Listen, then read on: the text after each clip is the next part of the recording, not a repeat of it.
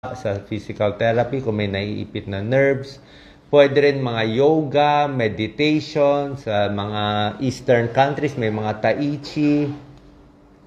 Pwede rin pamparelax yung music therapy, art therapy, pet therapy, may ganoon.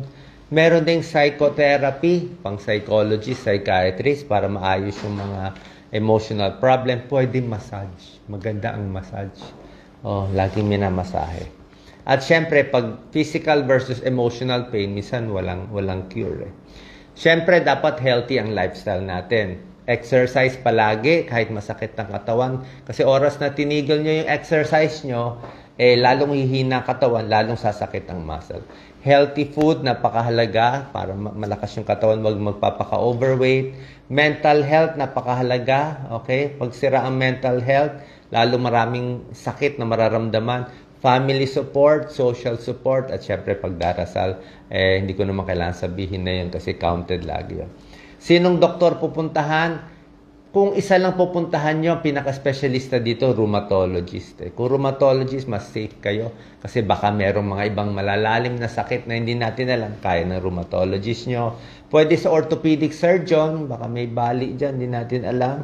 At kung initial check-up, pwede sa general medicine, GP, pwede sa family medicine, or sa internal medicine doctor nyo. Usually, baka kailangan nyo mag-second opinion kasi itong chronic pain, minsan mahirap gamutin. Sana pa nakatulong to sa mga libo-libo, hindi lang libo, bilyon ang nagsasuffer ng chronic pain sa buong mundo. Ingat po palagi. God bless.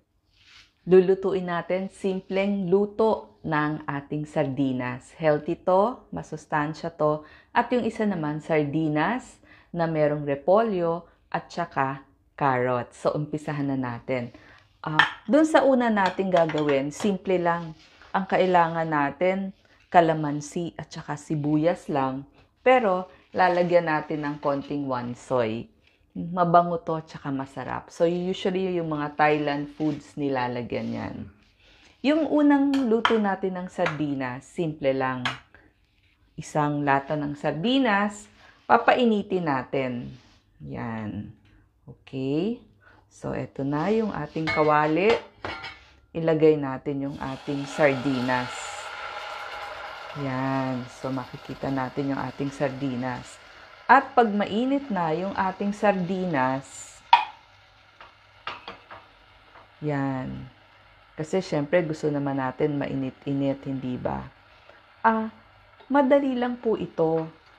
Kung ayaw nyong lagyan ng sahog yung inyong sardinas, kumuha lamang tayo ng kalamansi. Yan, kung meron kayong kalamansi, dayap, lemon, bagay na bagay yan sa sardinas.